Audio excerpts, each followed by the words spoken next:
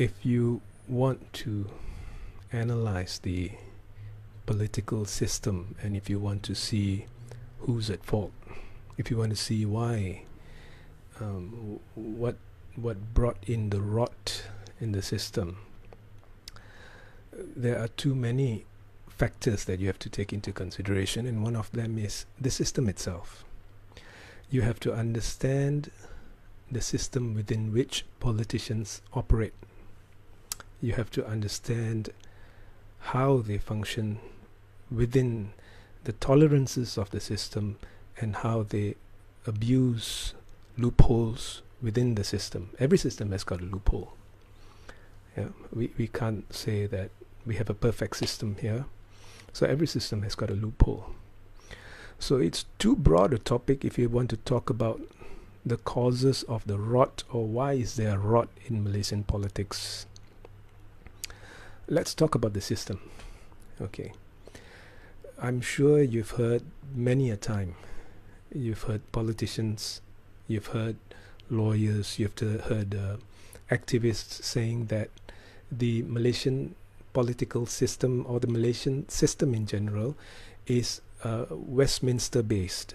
Yeah, Westminster is the system that is applied in Britain, in the United Kingdom. All right, so it's Westminster based. That's a lie. That's false. That's not true. Okay, either the lawyers who talk about it are ignorant, or the politicians are ignorant, or they hear it from somewhere and they repeat what they hear, or they are just merely politicizing something for their gain. We're not based on Westminster system. The Westminster system in the UK is based on parliamentary supremacy. Okay, they don't have a written constitution. Whereas in Malaysia, we are based on constitutional supremacy. See, the highest law in the country is the federal constitution, which is written. Okay, we have taken the trouble to write it down. Okay, so therein the difference. You have differences there. Okay, so that itself distinguishes our system from the Westminster system. Okay, now if you go deeper, you will find that the Federal Constitution of Malaysia defines certain roles very well. Okay, you have the role of the Yang di-Pertuan Agong, yeah, the functions of the Yang di-Pertuan Agong. Okay, you don't have that in the United Kingdom. Okay, that is one more reason why we are not really accurately Westminster based. Okay, the next factor is the mere fact that the Yang di-Pertuan Agong is not above the law. He is not immune, particularly so after a 1993 amendment to the Federal Constitution, whereby the Yang di-Pertuan Agong can be tried in a special court for the commission of a crime or wrongdoing. Okay, so he's not above the law, he's not immune. Whereas in the United Kingdom, the Queen, okay, or the monarch is, well, in a sense, above the law. She reigns supreme. Okay, she cannot be tried in the court if she were to commit a crime. So you have a difference there. And the other thing that distinguishes us from the Westminster system is the fact that you have things written in the Constitution like the Malay rights. So, yeah, okay. You have the Malay rights. You have the status of Islam as the religion of the Federation. And there itself people are making baseless claims saying Islam is the official religion of the Constitution. In the Federal Constitution, it's stated that Islam is the religion of the Constitution, and that has created a grey area, with some saying that automatically means it's official and some saying it's not.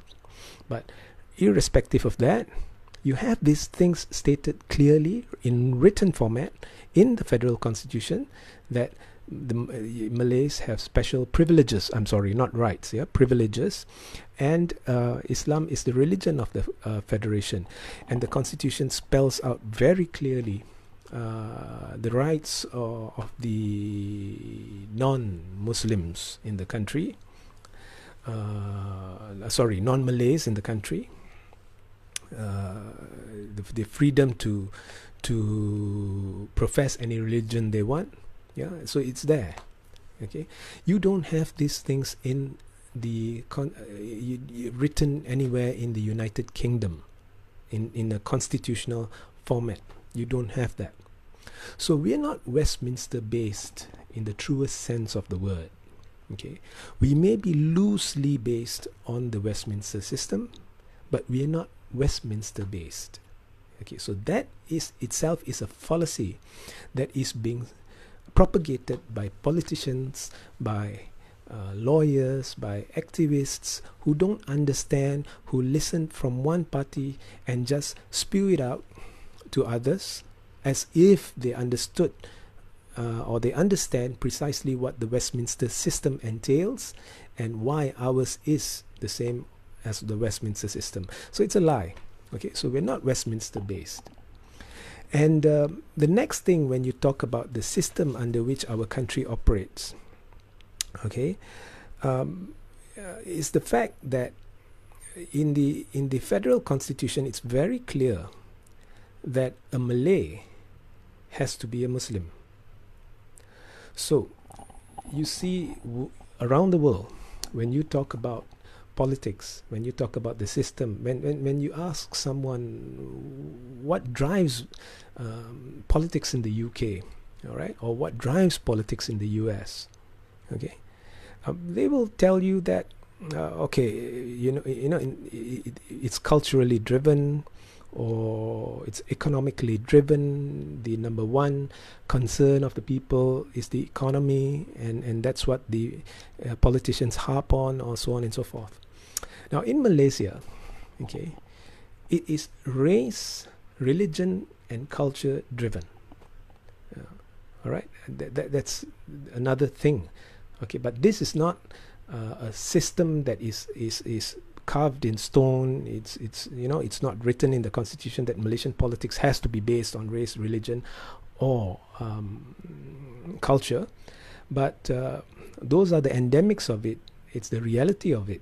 Malaysian politics is based largely on race, religion and culture. And when it comes to the Malays, it is stated in the constitution, or it is constitutionally so, that the Malays are necessarily Muslims. Now, on this point, I remember after the 14th general election, I had a meeting, or we called for a meeting, and that meeting was held in Ampang, where a decision was made. What is the narrative that we are going to put out there when we fight for an issue, when we champion an issue? What is the narrative we are going to put out there? So we met on that, okay, to streamline the narrative. All right, how are you going to address the various political parties? How are you going to identify with various political leaders? And we had to streamline the narrative so that there would not be conflicting views among people on the same side of the fence. Now at that time I was on the other side of the fence. Today I'm on this side of the fence. But irrespective of that, we met. And it was in that meeting that I stated explicitly that when we address the Malays, we have to stop calling them the Malays, but we have to instead identify them as Malay Muslims, right? Malay Muslims, Malay-Muslim. And it was put to me that, well, that is there's no point. It's an act in futility, because the Malays are Muslims. So why are you want that to be stated all the time? Well, I said, because it fits in with the reality of Malaysian politics. Because in Malaysian politics, because the Malays are necessarily the Muslims, and because that is stated in the federal constitution, so you have the issue of religion and race playing a huge part in the Malay narrative in politics. And that has to be highlighted when we address the Malays, so that it is, it is an informal way of stating the reality. Okay, we are talking about the Malay Muslims. All right.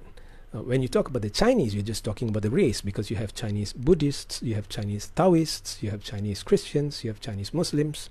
When you talk about the Indians, you have Hindus, you have Christians.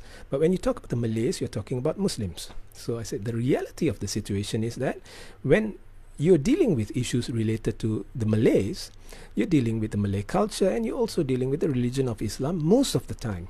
You see, because Islam itself has its own culture, which is intertwined and very much a part of the Malay culture. All right, so you have to address that reality in speech, in and every narrative, because that's the reality of it. When the Chinese are confronting or having a confrontation with the Malays on any issue, it usually ends up not just being about race, but about religion as well. Okay, the religious aspects come in. Same goes for the Indians. When they talk to the Malays, the religious aspects come in. And the Chinese and the Indians have to be wary that the Islam is a religion of the Federation. So in a sense, it helps identify the Malays with that religion, so that you know who you're dealing with. So that's the argument I put forth. I said you have to address the Malays as Malay Muslims. You cannot say Malays. And it was agreed upon that we would do that.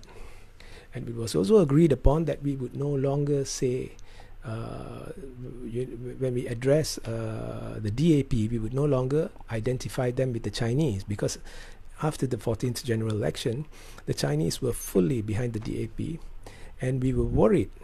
Even though at that time I was against the DAP, now I'm not entirely opposed, but neither do I support them. But at the time I was totally against the DAP. But I was worried that it will become a racial issue, because people will identify a party with a race. So one of the things we agreed at that time, someone proposed that we should not refer to. We should distinguish the Chinese with DAP and the rest of the Chinese. So we should introduce the DAP race. So it was agreed upon, and that's where we came up with the term Bangsa DAP. And today, Bangsa DAP is widely used, and Melayu Islam or Malay Muslim is widely used. And I'm pretty sure it traces back its origins to that meeting we had in Ampang. So anyway, long story short, when you talk about Malaysian politics, you talk about race, religion, and culture. And peculiar to Malaysian politics is the fact that because you have Malays who are necessarily Muslims, so religion always ends up becoming a pivotal part of conversations, of narratives, particularly the religion of Islam. It becomes the point of confrontation with people lashing out over the status of the country. Are we secular? Are we an Islamic country? And most of the time it's addressed to the Malays, because the Malays are necessarily Muslims and they are the majority. You see? So the majority decides. So the Malays decide. And therefore, it ends up being a racial, religious confrontation between the Chinese and the Malays, between the Indians and the Malays. All right? So that is the system within which our country functions, like it or not. Those are the realities. And another misconception by people is that we are a parliamentary democracy. In essence, we are a democracy, but to be very precise, we are a parliamentary monarchy. Right? We are a parliamentary monarchy, which resembles democracy in effect. All right? But our democracy is very much different from the British democracy. It's very much different from the US democracy. It's not entirely a democracy, but it's close enough that we have regarded it a democracy. So this is the system. These are the realities that we function under, the politicians function under. So with these realities come the expediency. There is the expediency when the politicians feel, okay, that since race-based politics plays a major role in Malaysian politics, so therefore the parties, the political parties or political entities that are set up are usually race-based, or have been so for a great many years. Some claim that they set up multiracial parties, but the fact that they have to emphasize that this party is multiracial, okay, itself is a testament that race is an issue, that we have to address a race when we define our party. We are multiracial. So they're still talking about race. They're trying to convince people that we are not racial, but in actual fact, the narrative has always something to do with race. And it's somewhat hypocritical. Let's take the DAP.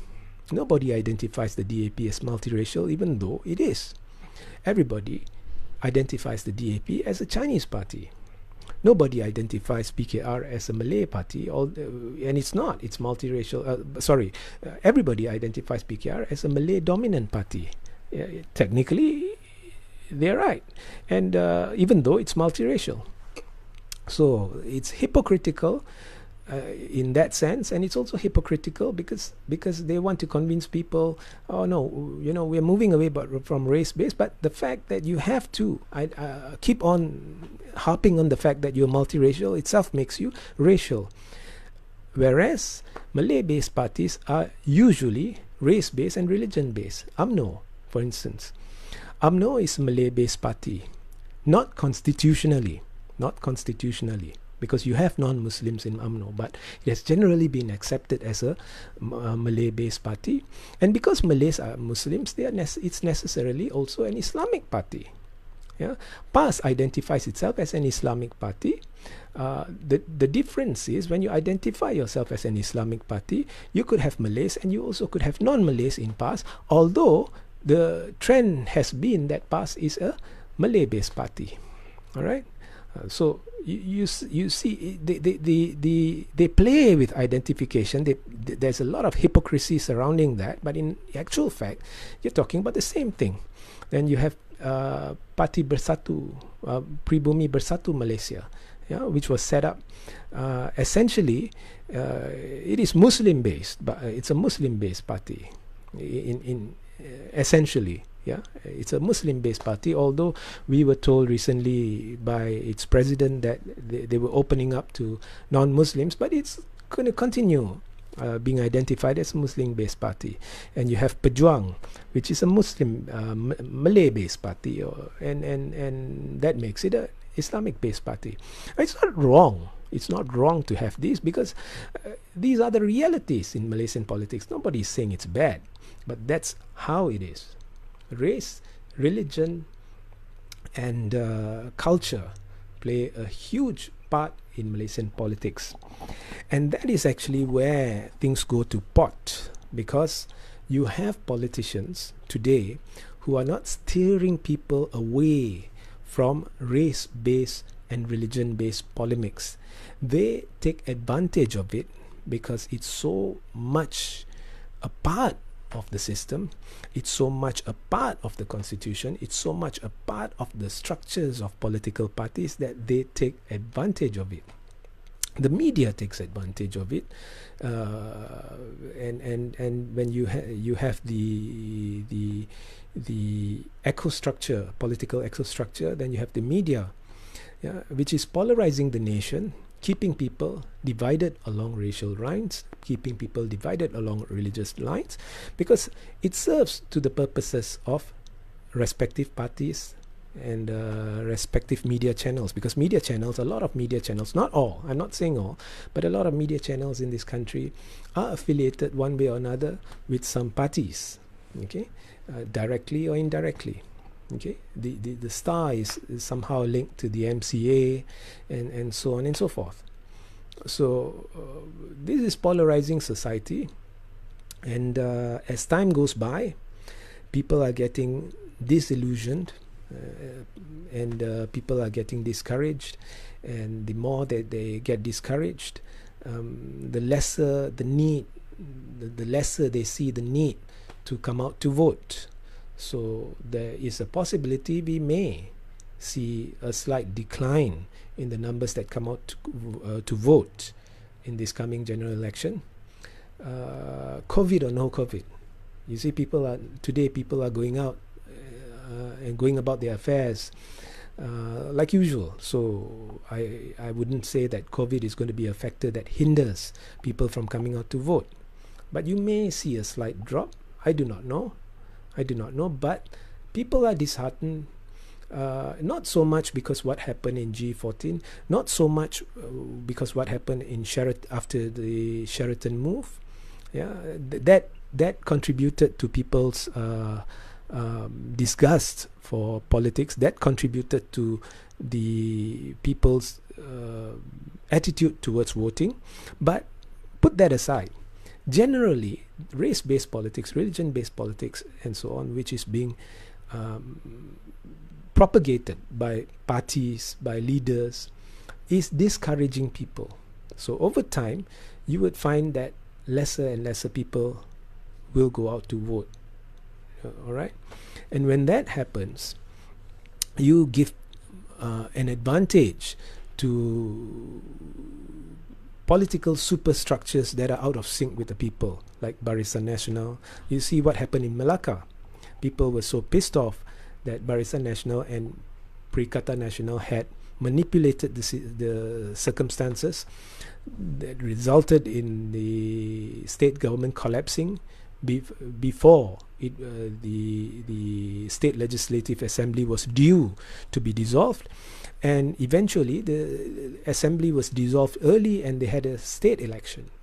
All right, so people were pissed off, and people have an inkling that there might be a general election very soon. So people put off going out to vote in Melaka in hopes that they can come out during the general election.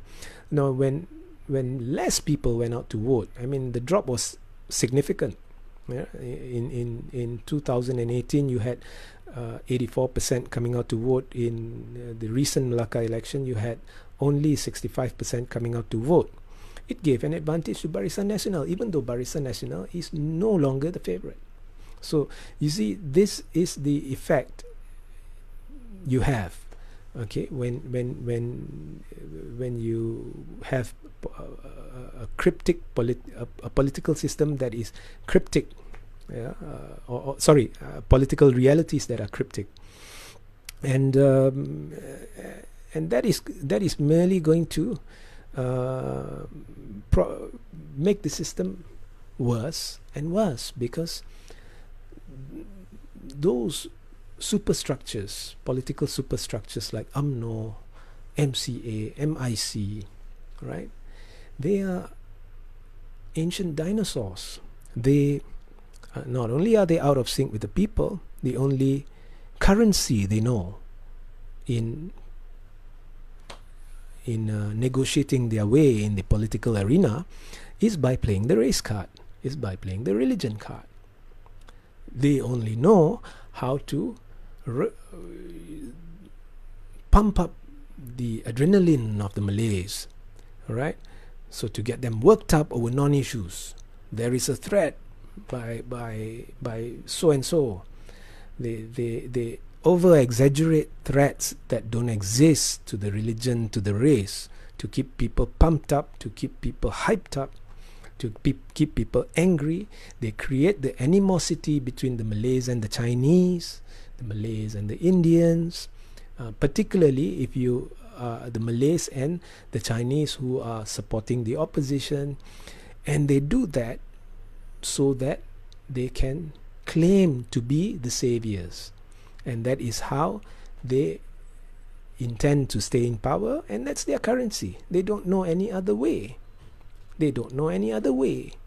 And it's so ingrained into the aura of UMNO Barisan Nasional. It's so much a part of the very essence, the fabric that makes up Barisan Nasional and UMNO, that even if you had young leaders who wanted to make a change, you will have a tremendous resistance from the older generations, from a majority of leaders who who behave with a warlord sort of mentality, that you can never make a change.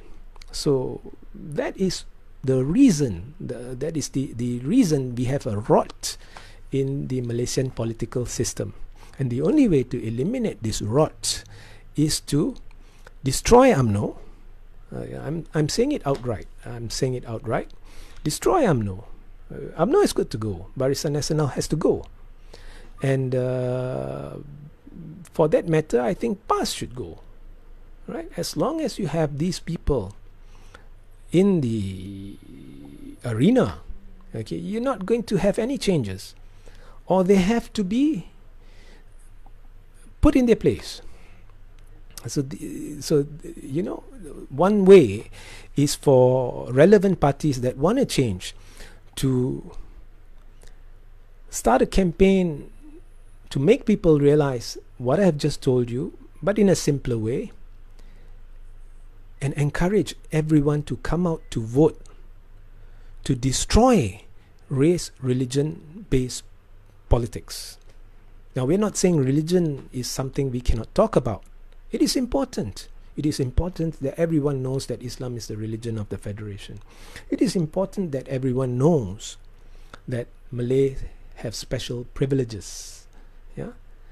But it is wrong. It is wrong to play up these issues by creating non-issues, by creating problems where there are none, and claiming to be a savior to come and solve those problems which you yourself create. Right? So it's wrong to do that. And until we stop this cancer, Malaysia is not going to progress. Right? So that is my take on the rot in Malaysian politics, and that's just general, because if you really want to go, there are so many aspects, because the question that you asked is so general that I had to take one perspective and lay it out for you, unless you become more specific in with regards to what you want to hear from me or what you want to understand from me. So with the limited time, I have chosen this direction. There are probably a lot of things that we have to cover if we want to talk about the rot in Malaysian politics.